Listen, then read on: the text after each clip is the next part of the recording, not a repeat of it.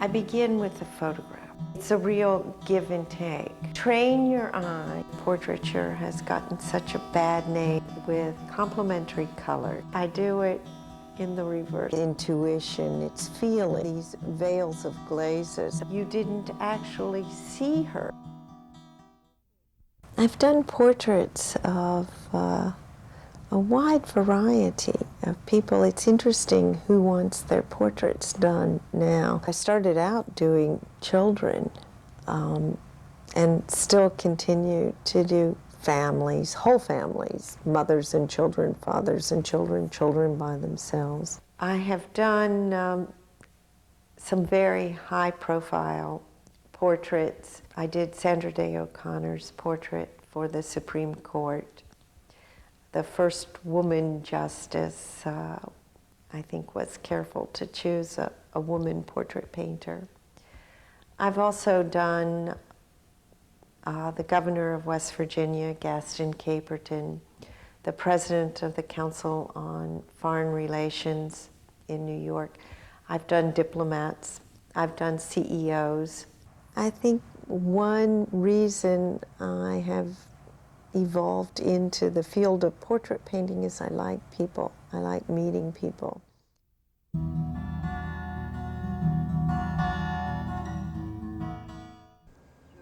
I begin with the photographs. I use photographs in my work for very definite reasons. I need people to come into my studio and sit there. I need a certain tension that doesn't exist in the photographs. But a lot of people I'm painting are very busy. They don't have time to come and sit day after day. And they're oftentimes at a great distance from me. Before I start photographing somebody, I try to get a sense of who they really are. And of course, as I get to know them during the process of painting the portrait, my sense of them changes. They become more and more comfortable with me, so their personality projects more and more as it goes along. And I try to step back and just let those things happen. And I try to let them get to know me at the same time I'm getting to know them, so that they can relax around me and let these things come out. I use the camera as a tool to sketch with. And I'll move around with the camera looking into the viewfinder. And this is an intuitive arrangement that I play with. Then when I get the contact sheet back, I can spread out the images, and that's the idea generation. I see what I was thinking at the time.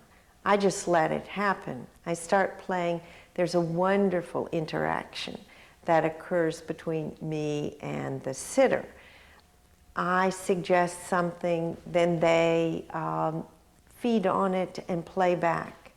It's a real give and take. After I take the photographs, I do some fairly quick but complete drawings just in black and white, working out what I think will be the best composition for this kind of personality, for this kind of portrait. I have this vision that involves composition. It involves painterly skills. It involves choice of palette, things like that. I'm totally willing to make compromises in maybe shaving a few pounds, removing a few wrinkles. That, to me, has nothing to do with the strength of character or the strength of my creation. Once I establish the figure-ground relationship, the symbolism in this or that. I'm not willing to compromise.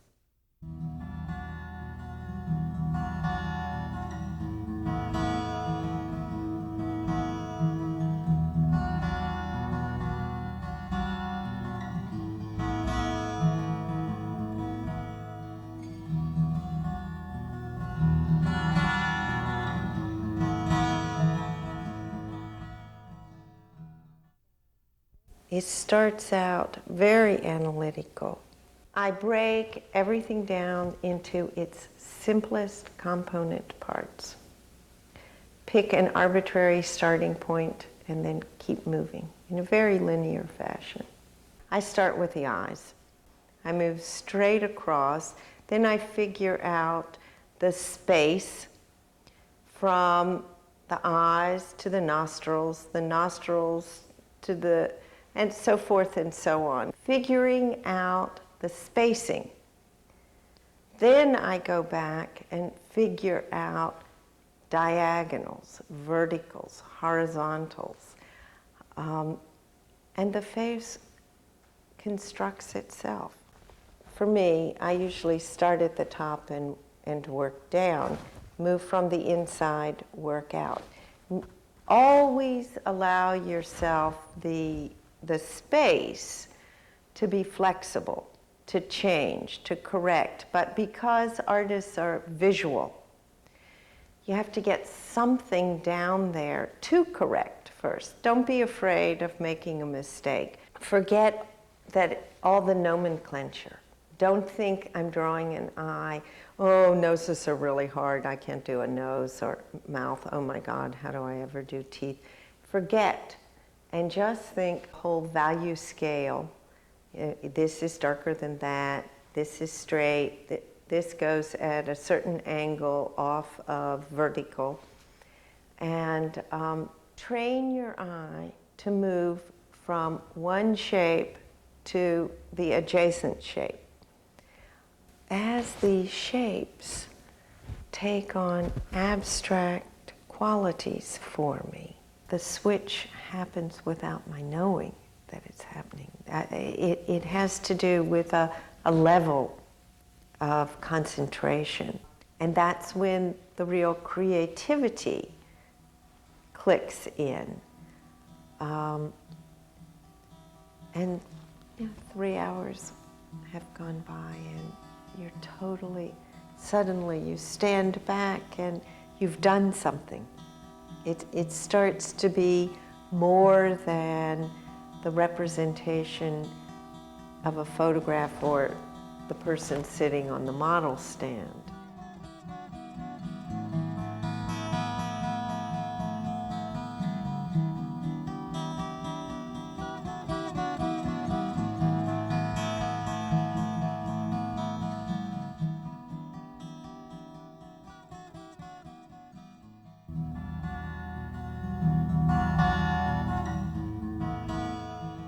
The very first thing I do when I'm painting is a series of drawings where I get familiar with who I'm going to paint.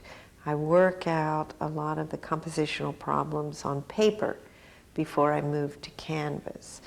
And then once I really have a good idea of what I'm doing, the figure-ground relationship, composition, I get the composition drawn on the canvas. And I just do a really simple contour drawing. And I do two of them. One is on paper, one is on canvas.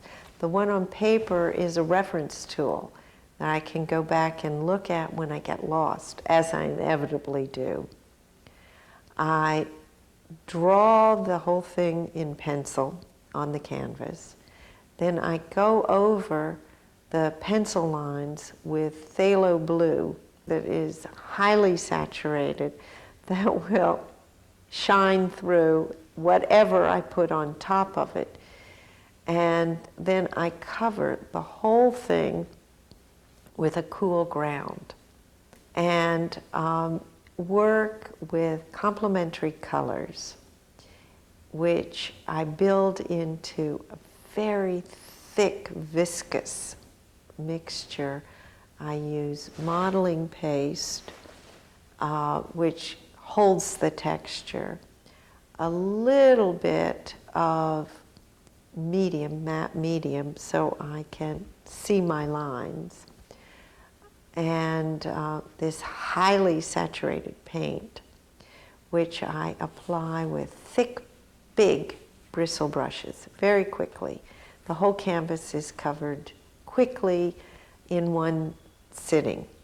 And this is where the excitement of abstract expressionism comes into my work. I work thickly, I work quickly. I just slap something up there. It's bright, it's bold, it's very exciting.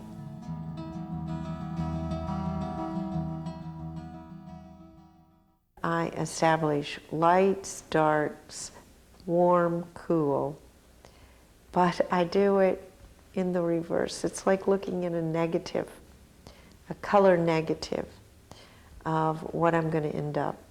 If I want an area to end up dark, I begin light. If I want it to end up warm, I begin cool. If it's going to end up red, I start green. Everything is the complement. So that when I start putting these veils of glazes over top of what, of the form is very complete, but I have wonderful, lively shadows. Part of this comes from my teaching color theory, where I had to understand the nature of color pretty carefully. When you juxtapose two complements, it intensifies the power of each color.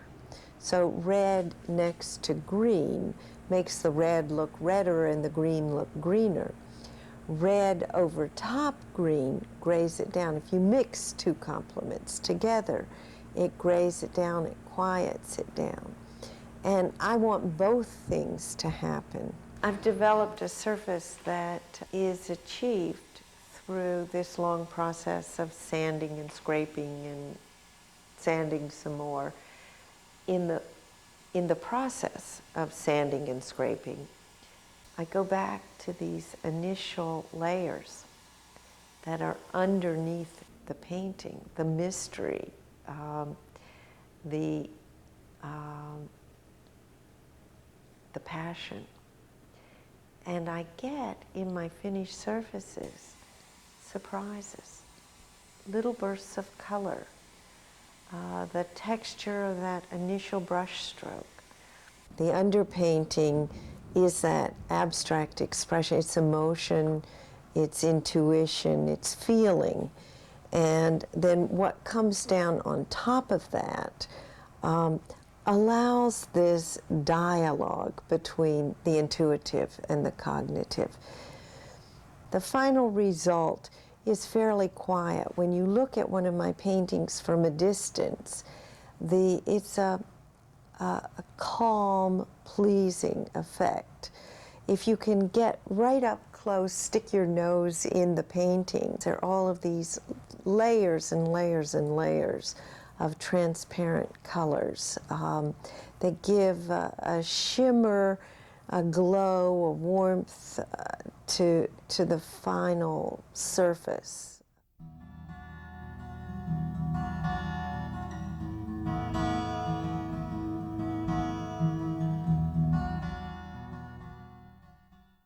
The acceptance of portraiture has come and gone in waves over a period of time. In the 70s, portraiture was disparaged. It was a pejorative term, and it's something that I'm constantly battling. I'm trying to push myself within the context of portraiture, thinking always that whereas contemporary portraiture has gotten such a bad name from some quarters because there are some painters out there who are only interested in doing a likeness. On the other hand, the 17th century was one of the most, I mean, you have Velázquez, you have Rembrandt, you have later on Goya, you have some of the finest examples of Western art are portraits. Durer, Raphael, Leonardo. My answer to art students who are attracted to portrait painting but afraid to admit it, I think that there is a new look at portraiture per se today. Some contemporary portrait painters are some of the most recognized artists of our time. There is a show right now in New York of Picasso's portraits. Chuck Close is about to have a show of his work, which is all portrait, at the Museum of Modern Art. Andy Warhol, in the future, will probably be one of 2 or 3 defining artists who have created contemporary art and the art scene. And for what? His portraits.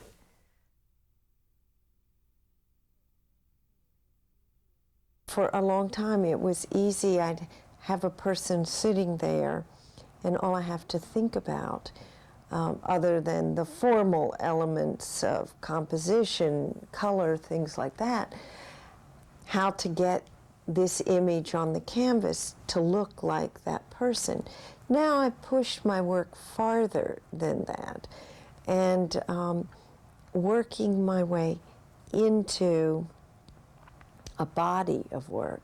I want excitement, depth, dimension in my portraits, be they official commissions, work that I'm doing just for myself, or private commissions that will hang in a private collection.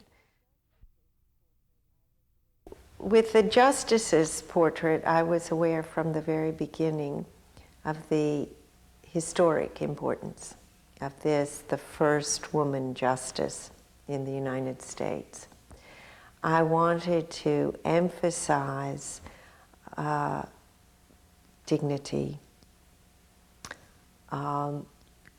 I didn't want her beaming as some maternal figure. I wanted her elegance and grace to come through. I have her seated very firmly, very securely, in a chair which is identical to the one she sits in on the bench, except that I painted it red. And I underpainted her robes with red. You're not aware of this when you look at the painting. All you see is the black of the robe, but it gives a warmth and a richness to the robe, a warmth to the black.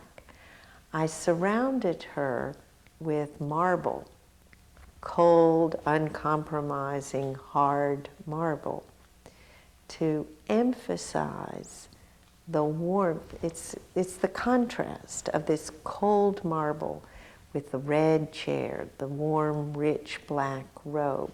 All of her colleagues on the bench are painted in their black robes. I put her in her black robe so she'll fit very comfortably with these men, but I opened her robe so you can see her dress. And I dressed her in shades, very subtle, quiet colors, mauve, beige, but they're warm subtle tones that I think are graceful, gentle. They soften the hardness of this contrast between the white marble, the black robes. These were very deliberate vehicles I chose to emphasize the warmness of her personality. I have the light moving, very strong source of light moving from the right of the canvas and illuminating one whole side of her head where thought begins. I wanted to really emphasize this is a woman who is aware of the importance of what she thinks. Her hand is poised ever so slightly above the arm of the chair. There's a tension. It's a graceful pose, but it's a tension. It creates the feeling of movement. It's subtle, but any movement that you get, rest in her hands, and there's a couple inches of space, just a little bit, between her feet and the bottom of the canvas. So once again is an allusion to movement. Her feet are not squarely, firmly planted, anchored onto the floor. Here's a woman who could stand up and move to the left or the right. And, you know, I was thinking very carefully about the political implications of left and right in this painting. With Maxine and Alfred, there's an informal, relaxed pose that I've selected, down to the fact that Alfred is barefoot and wearing shorts. He's snuggled up against his mother, but her hands aren't clenched together. They're just gently holding on to him. And then there's a V shape in the space between Alfred and Maxine. He's not leaning up against her chest. He's actually slightly leaning forward so that you understand that even though the mother is taking care of the son has the ability to leave. He's a free agent, and that he's going to grow away from her. And I think that gives a lot of the impact and the power. What seems to be just a conventional mother holding her son, there is a subliminal message in there. And this, I think, you see over and over again in my work. The geometry that constructs the composition is part of the message. In some of the fresco-like paintings, mixed media that I do, I'm actually painting the frame on the canvas. There's not an additional frame around it.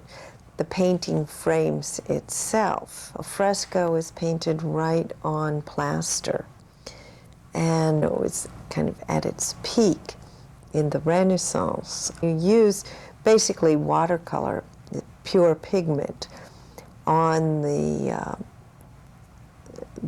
wet plaster, and there's a chemical bonding that takes place. So as long as the plaster is on the wall, the painting endures.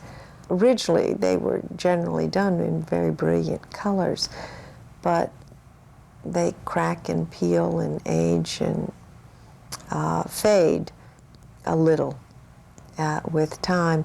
And so these fresco paintings that I've been doing are I paint in the peels and the cracks and the shifts and the fading and the patches, and I use these frescoes as points of departure and use a very contemporary viewpoint, contemporary sense of humor. I mean, they're contemporary paintings. I've been working recently on a grid format where I do small panels that all come together into a grid. Some of the panels are abstract paintings. Some of the panels are details of just eyes or a mouth. Some of the panels will feature a whole face, and the way the whole thing comes together is very exciting and sculptural. It surprises me little by little. My work is moving off the wall. That carried over into my last show, where I worked with installation. I commissioned a short story, still all in the format of a portrait. This was a portrait of a woman. I called it a woman in 3 dimensions. You didn't actually see her so much as you experienced her. I'm fascinated by all of the implications of portraiture. What is a good portrait?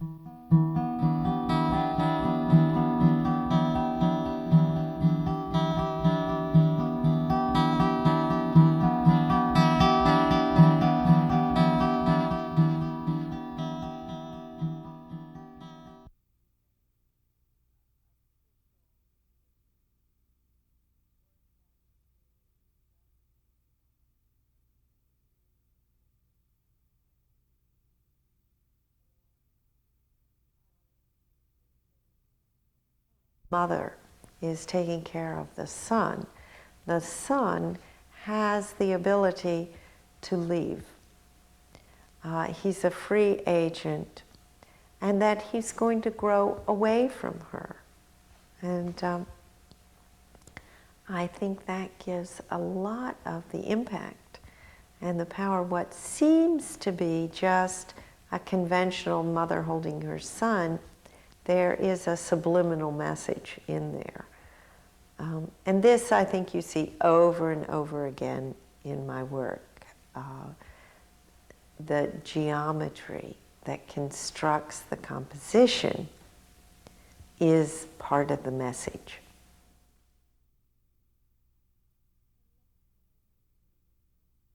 I love what I do. Now, 20 years later, whatever, I still have a hard time believing that people actually pay me to do this. I love the opportunity of getting to sit down in a quiet situation and finding out about someone. They come to my studio, it's calm. Usually I have beautiful music playing. We relax. I'm working, and they talk. And I listen. And I find out I have met some of the most interesting people. A lot of the portraits that I paint become very good friends. I have the right temperament. For a portrait painter, you have to work with somebody. You have to work with somebody sort of staring at you while you're working, breathing down your shoulder. You have to be able to take criticism, painful that it is. I don't mind. I like, as a matter of fact, the collaboration between me and the sitter. I like suggestions.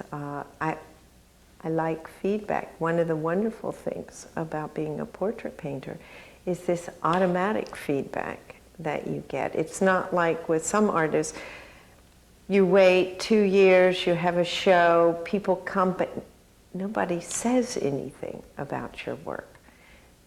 I have an audience who jumps right in and